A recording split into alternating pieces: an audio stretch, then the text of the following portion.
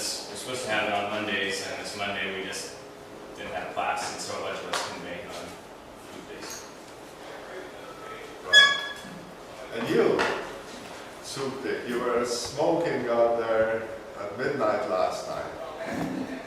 It's not the smoking so much, which is your business, but how come we were still here at midnight? Were you working on a project or something? Presentation. The question is, yeah, why weren't you working? Why were you in the parking lot? I was really around thinking a little bit. Okay, so let's begin then. So a few things. Office hours.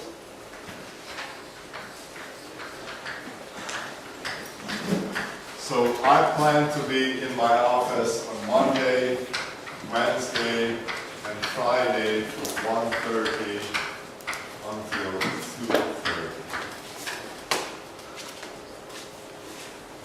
Can you tell me what this is? It's a digital recorder. You record this and you will sell it and make a lot of money. This is my first We time. have to agree. This is your first time. No, this is not my first time. After I come to America, because sometimes English I cannot understand very well, so I try to. No, it's fine. It's fine. But in fact, I will make recordings of these lectures available to you soon. So we have these available when it's high definition, so we have to have a way for you guys to be able to see it on your computer and to distribute it, but it will be made available, so yeah, no problem. Okay, office hours are these, but your first resource should be UAT, who's your teaching assistant. So if you need help, see UAT, and if you think that you still need more help, then come and see me. You can also just come and see me, but you need to be aware that UAT is there to help. Okay, then we are pursuing the strategy of we're having 1.5 lectures per day, and that means we're getting ahead, and so we can cancel classes on some days. Okay? So I want to announce now that there will be no classes on September 14th. If I had gone to Brazil, there probably wouldn't be a class today. On September 14th, 23rd, and 25th. Okay? Here we will have an international conference on liquid crystal elastomers. Okay. So, yes. We have a homework set due on the 14th. How do you want us to get that to you? Into my mailbox. Or if you do it all on the computer, you can just send it to me by email. And in order to be fair, I will deduct marks if you hand your assignment late. The later you hand it in, the more I will deduct. Is the deadline in September 14th? Homework is due on September 14th. So you need to hand it in on that day before midnight. Either into my mailbox or by email or something. And if you're late, I'll deduct marks, and then if you're really late, I'll deduct so much that you'll have a negative mark. Is that fun? It won't go to negative. Okay. Any questions on this then? All right. Any questions on what we have covered so far? Yeah, I have some project about next week you told about your estimate of the viscosity, the problem. But Yes. the teacher, the lecturer is hand out the calculated weights a little different. So I don't understand why they use the molar or something on the handout. Why we use what? You use something I can understand. They don't have the definition on there, so I understand something about what is this AV is Avogadro's number. Agricultural. Avogadro. So why they use the boiling point for It's not they, it's us. boiling point? Because we want a measure of the interaction energy of the molecule. But why is the relationship between the boiling point and the energy? If you're in the past, you just take the in the room temperature. Why here they use the boiling point? Well, room temperature, I mean, KT in general is a measure of the energy at temperature T. At low temperature, you have small energy, high temperature, you have lots of energy. So this is, you know, that if you have, for example, an atom, then it has a half kT of energy associated with motion in the x and the y and the z direction. Okay, so that's kinetic energy. And the higher the temperature, the higher the energy, the faster the molecules go. But what we're interested in is the attractive potential. Okay, how much work do I have to do to pull these things apart? And that's a fixed amount of energy, and we don't know how to measure that really. But it sort of makes sense that if I have water sitting here, well, the molecules are stuck together. But if we heat it up enough, then this energy associated with the motion will be comparable to the attractive energy.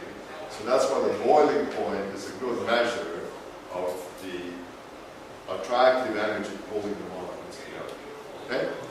Good. And we will use this idea in other instances. So for example, in liquid crystals, we have some energy associated just with the alignment of particles. So that's not the same as the total attractive energy. Right? It's only the energy associated with the alignment of the molecule. And if you want to know how big that is, we look at the temperature where the liquid crystal changes from an ordered phase to an isotropic disordered phase. So, right, so we'll take that special temperature. It's still a liquid below that and above it, but that temperature gives us some measure of that particular energy. So this KT is a good tool to give us estimates of intermolecular interaction. Okay? Good. Okay. Anything else? Okay, so we talked about estimation, and again, I hope that you go to the web and you look at Fermi problems, and maybe see what kind of problems there are, get some experience with those. And then we talked about dimensional analysis. The key ideas there is that everything can be expressed in terms of 5 fundamental dimensional units, and we can solve many physical problems by just asking, how can we combine certain quantities to end up with the right set of units? And we can do this formally by having these exponents, alpha, beta, gamma, and solving for those. Or we can just do it by kind of trial and error. Often we can get the right answer easily just by looking at how things should be combined. Okay, so both of these are pretty important. Dimensional analysis is particularly important.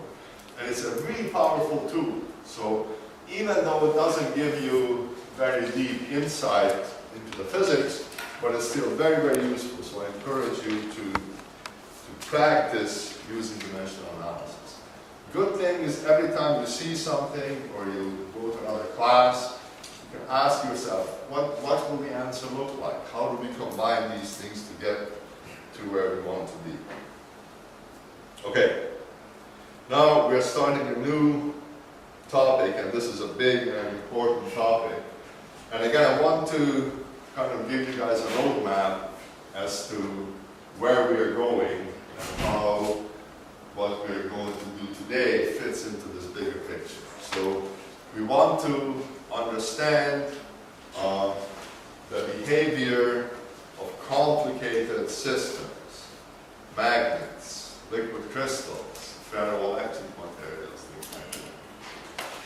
And again, in classical mechanics, remember we have the simple picture of if I have a container full of oil, and if I have a ball bearing, and I want to know what this ball bearing does, I need to do basically two things.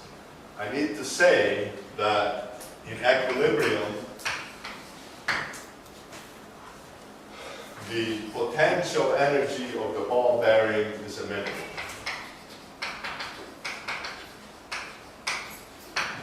Everybody happy with this statement? This ball bearing is going to fall here somehow and eventually come to rest. It will come to rest when the force acting on it is zero. The force is the gradient of the potential. So if the derivative of the potential is zero, it means that it must be at an extremum and it will be a minimum. So if we just want to know what happens in equilibrium, we want to minimize the potential energy. If we want to do dynamics,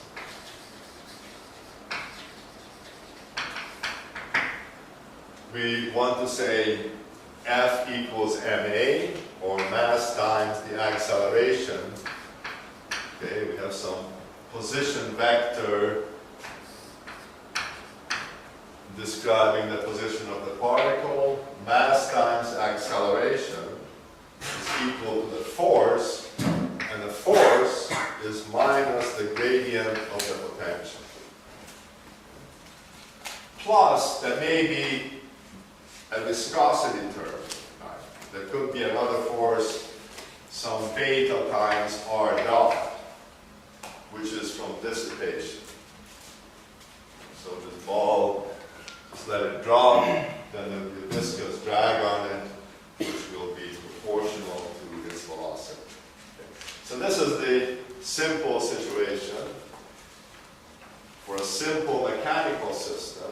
But in our case, we have a complex system.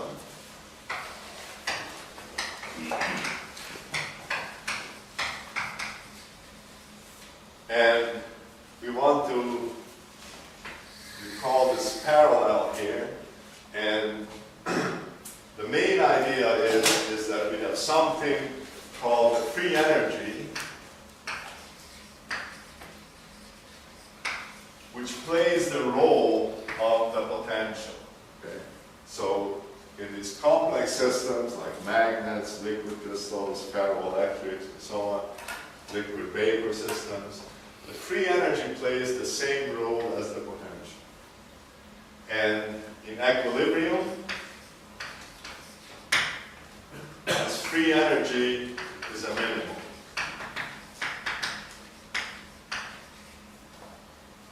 And in dynamics, we will be looking at the gradient of the free energy, which gives the force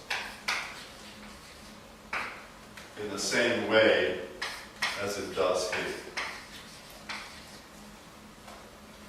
Okay, so to understand both equilibrium situations and dynamics, such as the switching of liquid crystals and more complicated things, we'll need to look at the equation of motion. But the key quantity here is the free energy, which plays the same role as the potential energy in simple mechanical systems. Okay, so this is kind of the big picture. Now, to be able to work with these complex systems, we need to be able to figure out what the free energy is. So our immediate task is, given some system, figure out what the free energy is, so that we can minimize it to know what the system is doing in equilibrium, what a liquid crystal in a container is doing just sitting on a bench. Or, if you want to know what happens if we apply an electric field, or heat it up, or shine a laser at it, we want to know the dynamics, then we need to look at the free energy again, so that we can calculate the force driving the system towards equilibrium. So, our big job then is to be calculate the free energy. So this is what we want to do next. We want to build the tools to be able to calculate the free energy. Now, what I want to do is I want to show you guys how to do this in general. We'll use liquid crystals as an example, but you should be able to do it for anything. Not only liquid crystals, but to do it in general. Okay, so that's the idea. Now, how to do it? Well, it turns out that we have to sort of go step by step, and we have to go through a number of steps. But the first thing we have to do is we have to review classical mechanics so that we can count the states of systems, because we have to be able to calculate things probabilistically, so we have to be able to calculate probabilities of events. To do that, we have to calculate the numbers of states that a system can be. And to do that, we have to review classical mechanics. So that the aim is to do this, so we have to get to this guy, but to get to this guy, we have to first do a number of steps before we can get it. Okay, but is it clear then what the big picture is and where we're going? Is it clear? Yes. Okay. So this is the beginning of statistical mechanics. And I'll hand these notes out in a minute. And so in order to be able to get to the free energy, specifically to be able to enumerate states of systems, we have to review classical mechanics.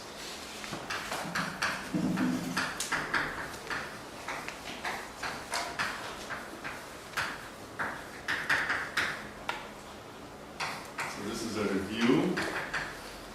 And classical mechanics is usually a pretty big topic in itself. There are books on classical mechanics, there are courses in classical mechanics. But we'll try to cover all the relevant stuff in today's lecture, or maybe today's and half of Friday's lecture. Okay? So we're just going to hit the really important points, but it's essential that you understand these clearly. Okay? So if you don't understand something, get shocked. So, and again, we're doing this because we need this to be able to count states.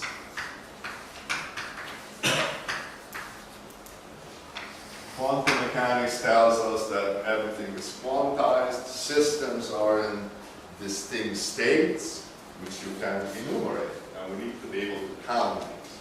There's lots of states typically, but we need to be able to count them, so we need to go through this business. And there are 3 steps in this review that I want to take. First, we want to look at the simplest and the earliest approach to classical mechanics, which is Newtonian mechanics. And basically, this is Newton, who just said F equals ma.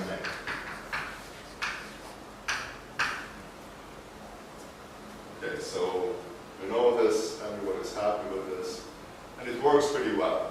So let's do an example. The simplest example I guess one can think of is suppose that we have some plane surface, we have a mass m, and we have some spring. Spring is connected to the wall, and let's ignore friction for now for simplicity. So we just have a frictionless surface, and we have a mass and a spring, the spring constant k. And then we can write down F equals ma. So maybe just to reinforce the idea of the potential, let's ask how much energy is stored in a spring. In a spring, some spring constant k, I stretch it, I have to work. Now energy is stored in the spring. How much energy? X squared. So the potential is 1/2 kx squared. So this is the x direction, and this is 0 when the mass is in place. So then the force that the spring exerts on the mass is just minus the gradient of u, and that is Negative kx. just minus kx, right? So minus drag u is just kx.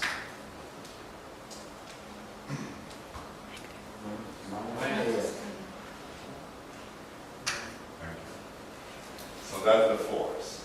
And this is going to be in the x direction. So the equation of motion then is going to be, now everything is in the x direction, so I can drop the vector part. So we get minus kx equals m times the acceleration, which is just the second derivative of x with respect to time. So this is x double.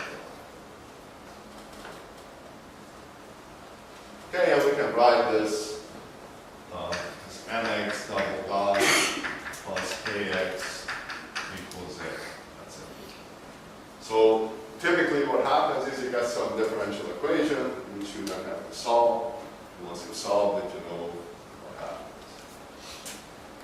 And incidentally, this will be the case, so here it's the same. You have some differential equation which you have to solve. And here too, you'll find that we'll be solving differential equations because the dynamics of liquid crystal systems are similar to that. Okay, what is the solution of this equation? X is a function of time. Thing is moving. So, yeah, sine Is a sine or cosine? or cosine, yeah, very good. Or exponent. Or exponent. Who said that? Okay. Well, let's suppose that it's a sine. Suppose that x is sine omega t. Put it in here. You have to differentiate it twice. First we get a cosine with an omega factor coming up. Differentiate the cosine, you get minus sine. So we get minus omega squared sine, and here we get minus k times the sine. So it works well, provided that omega is a square root of k over m. Everybody happy? And of course we could have done it with a cosine. What about a sum of a sine and a cosine? We could do it as well. We can do that as well. That would still work. Now the amplitudes, we don't know the amplitudes, huh?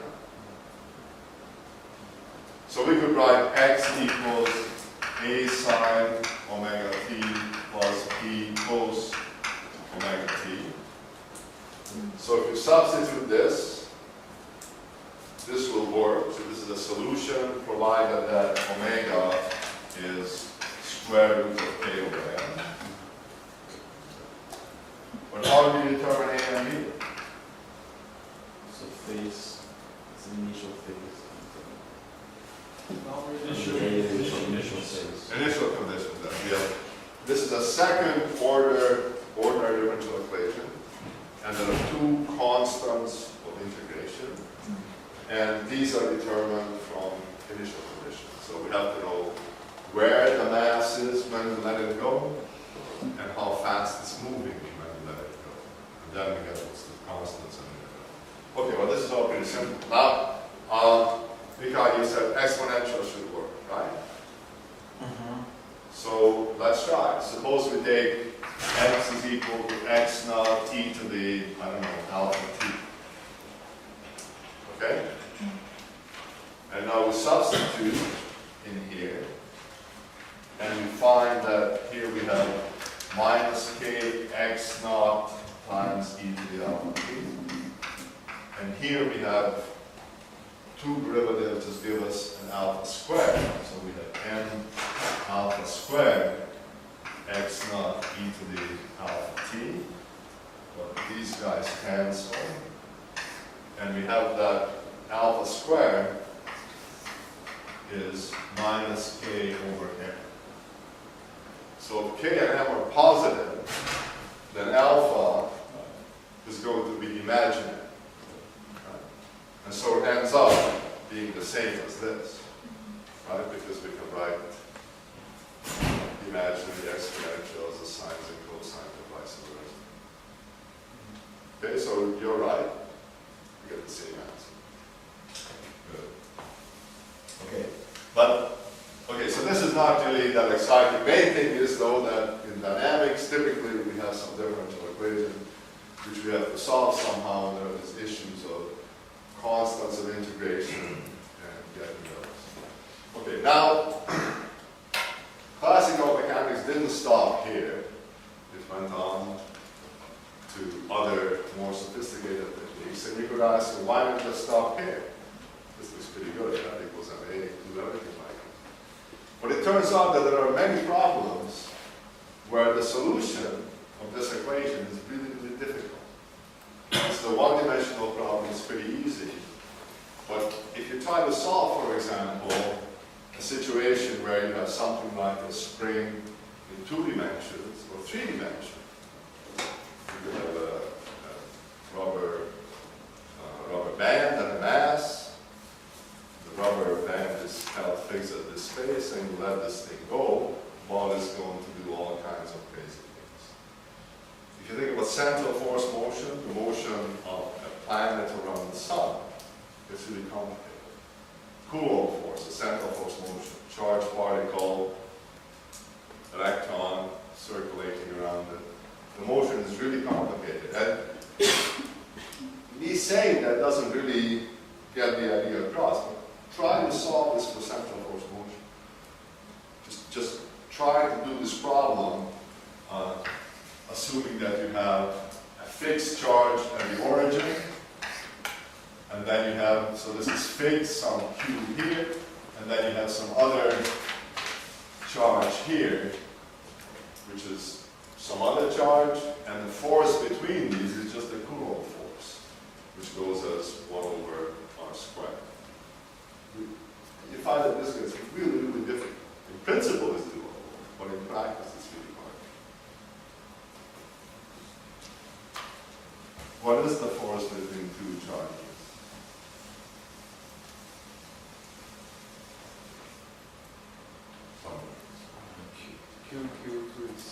QQ divided by 4 pi epsilon r squared. Good. And the direction? Direction is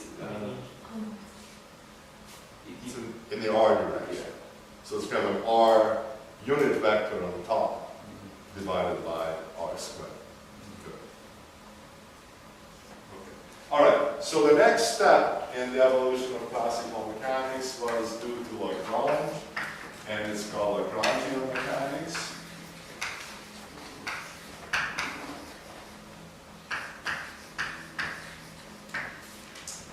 And the idea here was that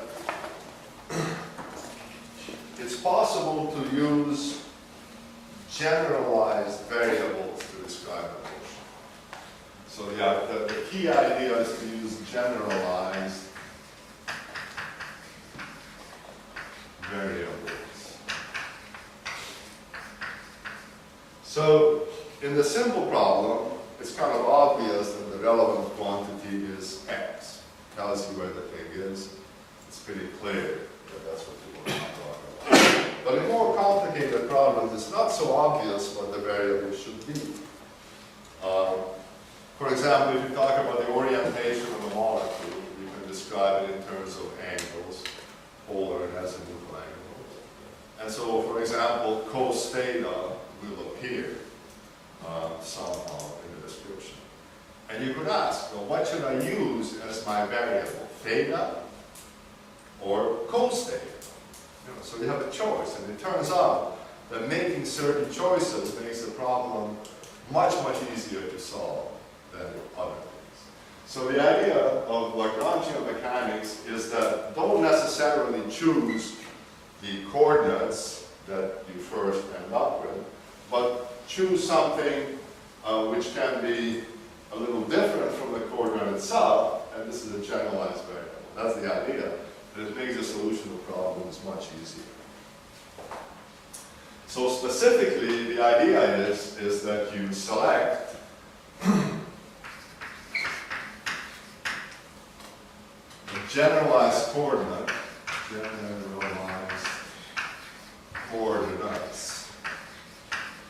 Typically, you have more than one. Even if you have a point mass in 3 dimensions, you have x, y, z coordinates. If you have something with orientation, you have x, y, z plus theta and phi. So you typically have many coordinates. And the point is that you don't need to choose kind of the obvious coordinates. You can use generalized ones. And these are called QIs. Now, I is just 1, 2, 3, 4. So it would be x, y, z, theta, phi. So the idea is that you have a problem and you select generalized coordinates, and you're at liberty to do this. You can choose whatever you want. You can choose theta, you can choose cos theta, you can choose x in the previous problem, you can choose x squared, you can choose x cubed, you can choose cosine of x, whatever you want. So the idea is that you can select whatever coordinates you want. This can make the problem a lot easier. Okay, what then? Well, the prescription then is that once you have these generalized coordinates, you then write down a quantity which is called a Lagrangian. So now you construct something which is a Lagrangian, and this is a function of q. So it's a function of whatever generalized coordinates you have chosen and their time derivatives. Pi dot.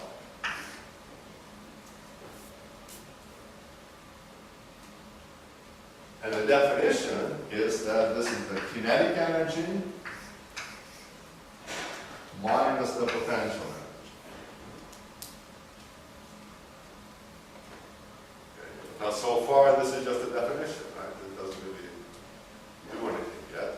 We just defined a bunch of things. How do you get the equation of motion?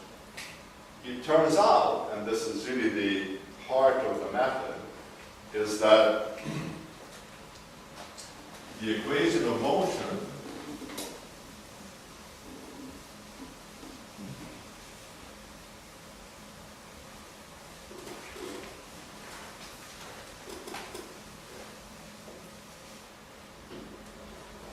in Newtonian mechanics, the equation of motion is F equals ma. In the Lagrangian method, the equation of motion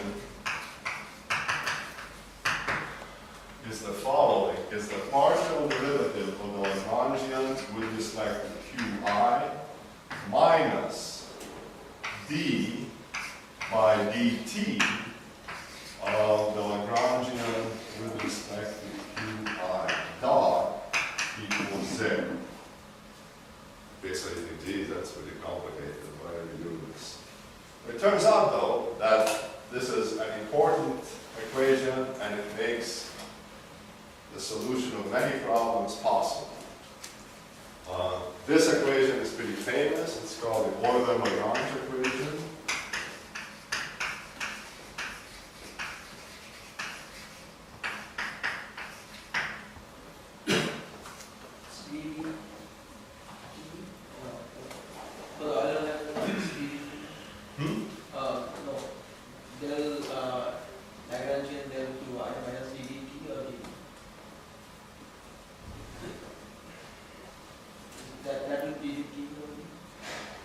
I don't understand the question. No, the equation of motion, yeah, that will be the derivative of time. This is the time derivative, yeah, of this quantity, which is the partial derivative of the Lagrangian with respect to qi dot. So if you have just one variable, then forget the I. If you have two variables, then you have one equation for each of those variables. Now, how many people have seen this equation? No, we haven't seen this? Okay, pretty much everybody has seen it. Okay, so this is an important equation, and we'll see lots of it, and we'll see lots of variations of this equation. So now before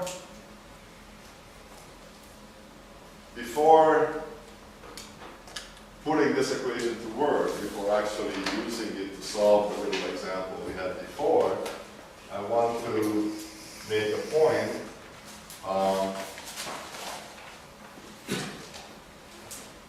which is the following. Okay, so it's interesting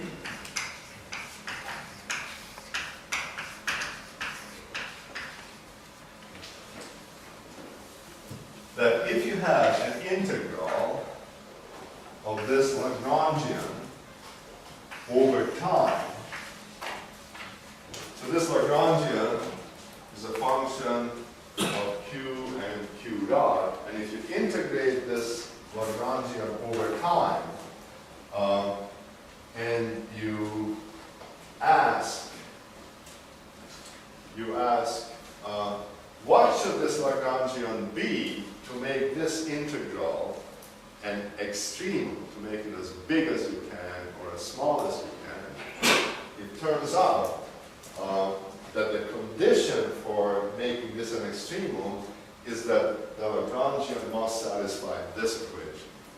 It's a kind of an interesting fact that if you want to find such a Lagrangian where this is a minimum or a maximum, then the Lagrangian must obey this equation.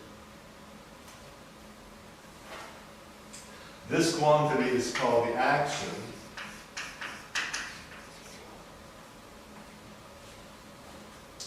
And the Euler-Lagrange equation guarantees that the action is an extreme.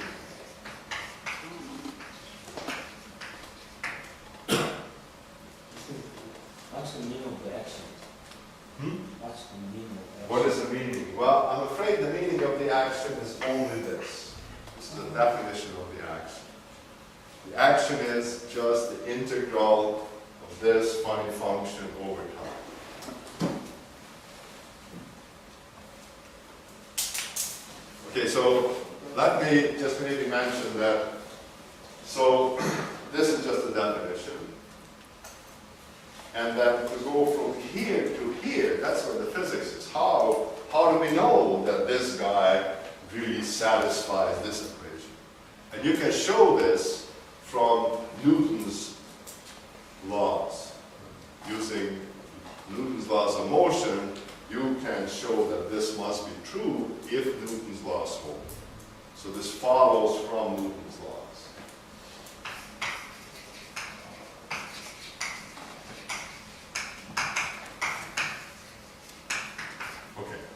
So, just the definition, Newton's laws, and we have this result. Now we can do dynamics using Lagrangian mechanics. Now, I don't want to spend too much time on this. It turns out that there's this whole area of mathematics, which is the calculus of variations, where you ask, what should I do to make an integral a maximum or a minimum? And we'll be doing a lot of that. So it's a kind of a more sophisticated version of maximum minimum problems. And it turns out that this equation is exactly the condition for this integral being an extreme.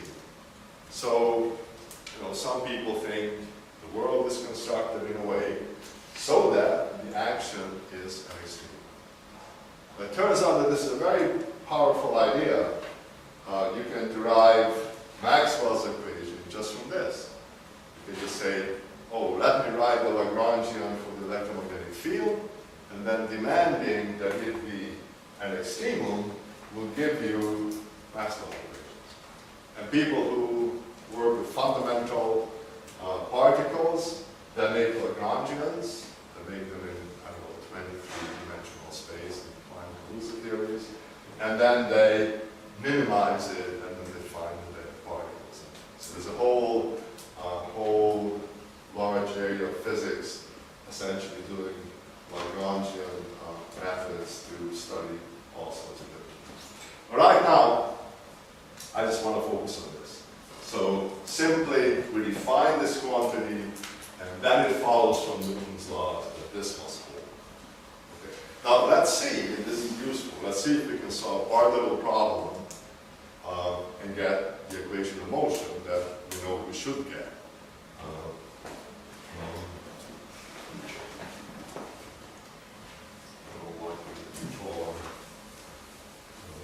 Time, we have 7 minutes before changing groups. Okay, so let's just do it. So same problem, mass, spring. Okay. Now we have to construct the kinetic energy and the potential energy. But we have a choice of coordinates. So for simplicity, let's choose x to be our coordinate. That's kind of the obvious thing. So q, you only have one q because it's a one-dimensional problem. So q is equal to x. Okay. Now, what is the kinetic energy in terms of q? We have to write everything in terms of q and q dot. 1/2 mq dot squared. Right. 1/2 m q dot squared. Right, or x dot. I do x dot squared. You understand that x stands for q. Good. Potential energy? 1/2 k x squared. 1/2 k x squared. Okay. What is our Lagrangian? K minus u, Which is? 1/2 mx dot squared minus 1/2 k x squared.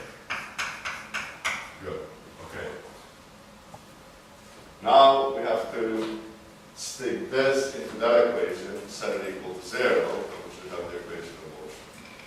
So what is the partial of the Lagrangian with respect to q?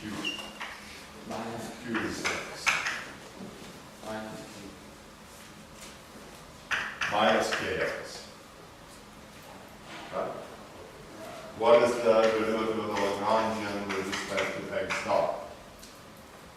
Partial. Mx dot. Okay. So now we stick these two guys in there, and we have that minus kx minus d by dt of this guy, of mx, dot equals 0.